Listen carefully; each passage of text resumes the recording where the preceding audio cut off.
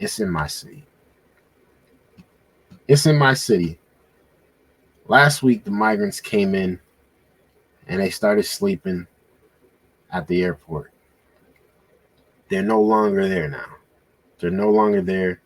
Now they have taken over a recreational complex. And a lot of people are actually upset about it. They're actually upset. Let's tune in. We're now just hours away from a new shelter taking over a rec center that's popular with families in Roxbury. Hundreds of homeless families and migrants will be moving in, but it comes at the expense of some families who really depend on that valuable community space, and they are not happy. Thank you for joining us. I'm David Wade.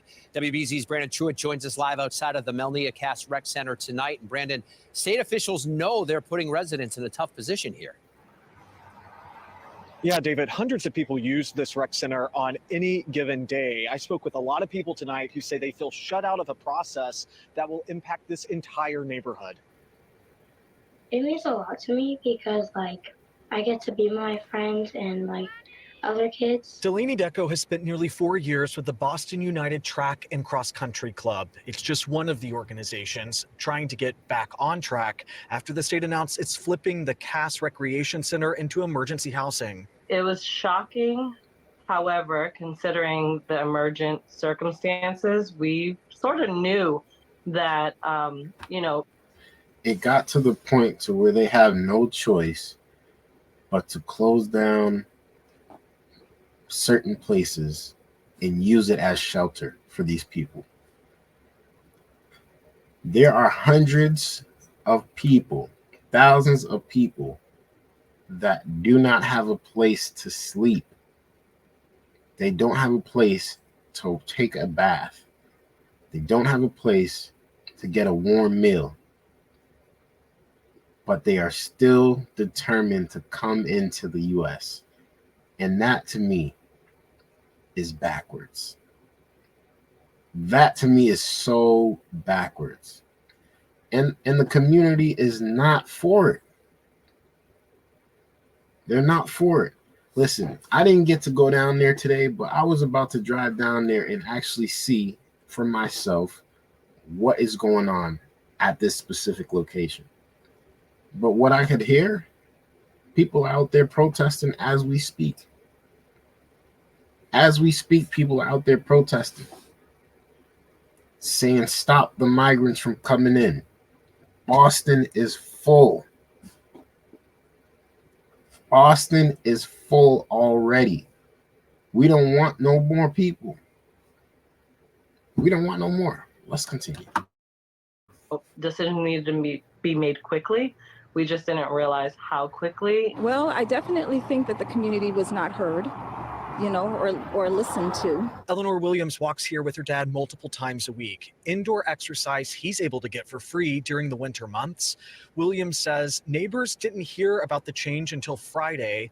The state is creating what it calls a temporary safety net site for unhoused and migrant families, especially those sleeping at Logan Airport. I don't think we even had an opportunity to really talk about how can we provide support with the families being here. The state says Cass Recreational will house up to 400 people, or about 100 families. Sleeping, eating, and processing for work visas will all happen here. And so all these challenges have to be taken into consideration. Community leaders are raising concerns the rec center can't handle the demand. Louis Elisa says there are 6.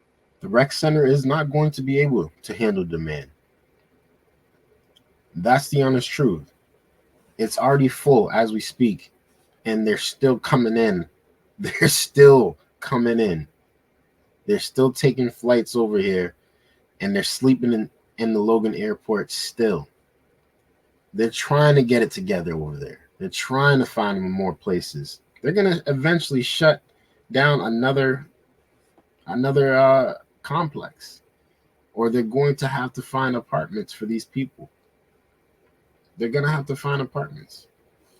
This is sad. This is sad, man. This is honestly just, it don't make sense.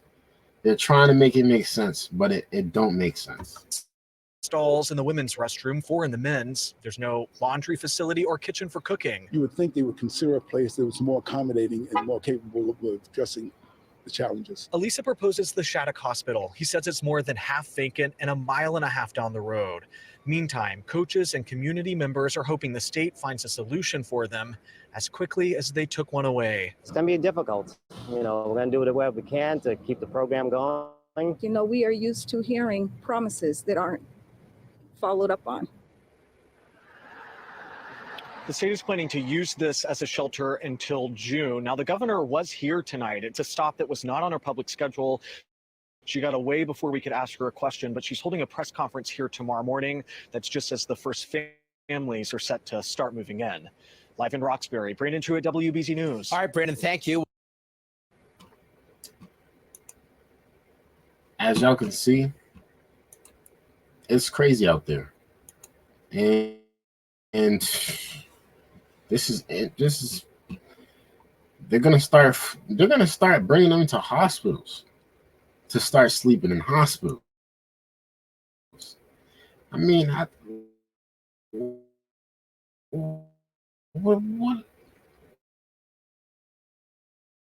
what's going on out there? What's going on here? But we also gotta ask the question, what is actually going on out there? It's in crisis mode now.